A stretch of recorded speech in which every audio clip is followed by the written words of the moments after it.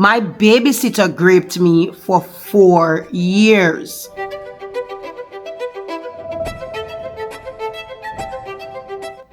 Hi guys, welcome back to my channel. It's your girl, it's Lesia, and we are switching things a little bit up this week with story time.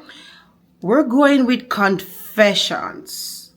Yeah, so come on. Let's get into this confession. Babysitter graped me for 4 years. Writing this here because bottling this up is killing me on the inside. The guilt and anxiety has been building for a decade and I just can't take it anymore. My parents hired her when I was 10. I'd nearly burned the house down while home alone the month prior, and they were too busy working to look after me themselves. My dad wanted a professional nanny, but my mom insisted on bringing her childhood friend. I'll just call her Sarah. Sarah had just lost her job as a nurse and my mom wanted to help her get back on her feet. Sometimes, you know what?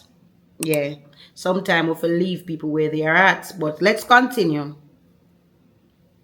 I hated her immediately.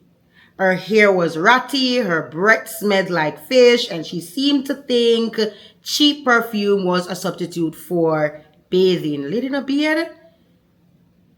The first few months were fine, but she quickly started pushing boundaries. It's weird to say, but she'd treat me like one of her girlfriends. She'd go on for hours about abusive ex-boyfriends and childhood bullies and drunken one night stands. To the 10-year-old? Sarah? Always making sure to swear me to secrecy after. Sarah, what for you?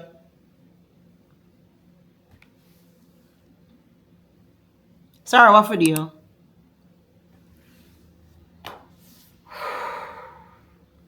My clubs and sports were my only time I got away from her. But she convinced my parents that they were interfering with my grades and got me pulled out of them. Sarah, how dare you?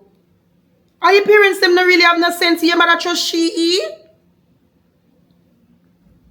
After a year, my routine was coming straight home, hanging out with Sarah for 6 hours and going to sleep. I'm not going into details, but that's when the assault began. I grabbed my pearls. My grades immediately took a hit and so did my sleep. It all came to a head one day when I got a detention for falling asleep during a test. Wow. My dad was called in and after a few minutes of him questioning me about what's going on, I told him everything. That's the closest I was going on. No, that's the closest I ever saw him get to crying. When we got home, he and mom had an hour-long screaming match where both blamed the other for letting this happen. I was scared, but also hopeful that it might finally be over. As it should. It never should have started in the first place. Yeah, this should have ended, of course.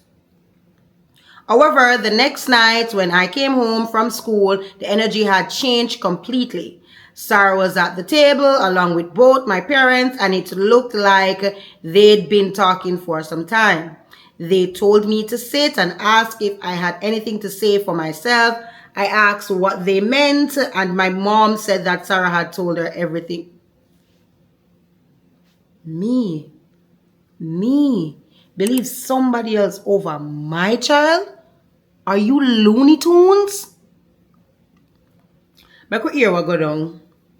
Apparently, Sarah had spent the day making me out to be some sort of love-obsessed pervert who'd been harassing and groping her for months. Serious lie.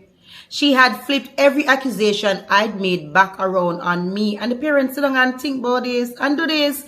Infuriatingly, my parents had sided with her. How dare them?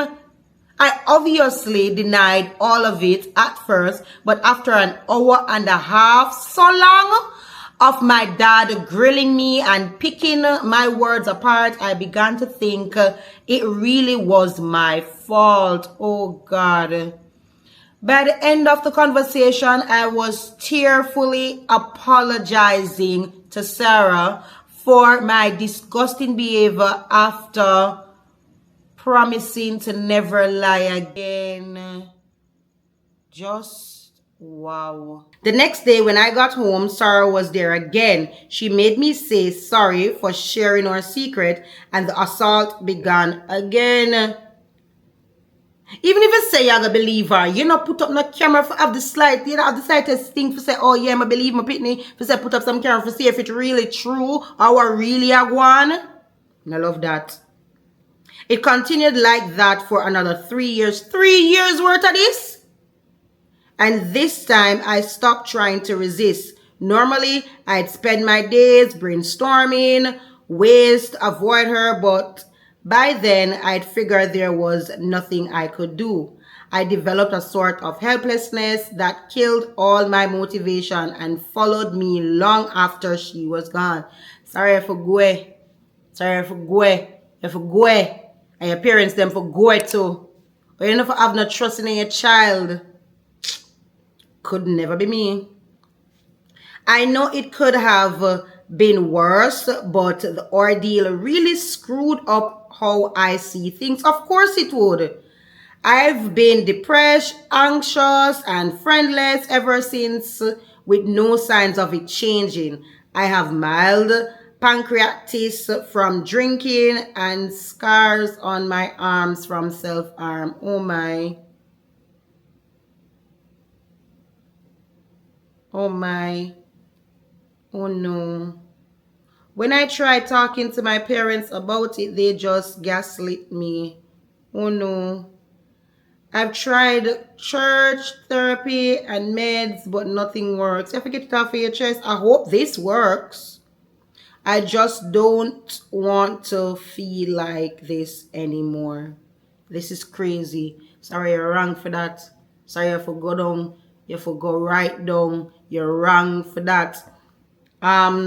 Some of the comments were, somebody says, all I can say, this is your parents' fault, not yours. True! Are the parents' fault? Them continue to say they are the ones who should be eaten by guilt. If you can't afford to, cut them out of your life entirely. True!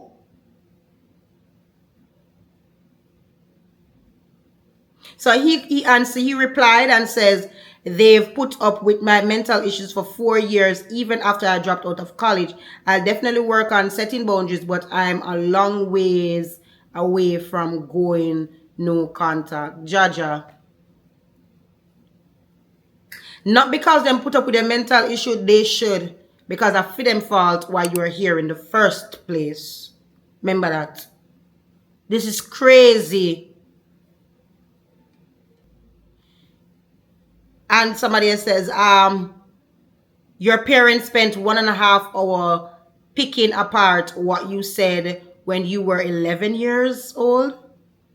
They were intent on putting the blame on you from the very beginning. True. I don't think that any adult would be able to properly defend themselves when the other person so obviously wants to accuse you. Not to say a kid who is not even a teenager. True, this is a child. Him don't even hit teenage yet. Him not reach him teenage years yet. So how can they for him go fabricate something like this if he was never introduced to that environment? This is crazy. This is crazy. Your parents and Sarah should have they in a jail. Them for their jail. Sarah and your two parents them for they in a jail, point blank, period. No. This is mind-boggling. It is so crazy that your parents would think would sit with your accused, with the person you said that did this without you for so long. You come home, you see the two, you see all three of them, and then them are gonna say to you, say, if you have nothing to say. What do you mean if me have nothing to say? Hey, drop in the comment section your thoughts about this, because this really riled me up. The confession, you're crazy. And even though this is not ITA, your parents are a-holes. Yes, I said what I said and I'm not taking it back. Your parents are a-holes. And that brings us to the end of this week's video. Story time from Reddit Stories. Confessions. Okay, remember to like, share, subscribe, and comment your point of view about all the stories that I have read for you guys. See you next time. Remember to follow me on all social media platforms at Well It's Licia.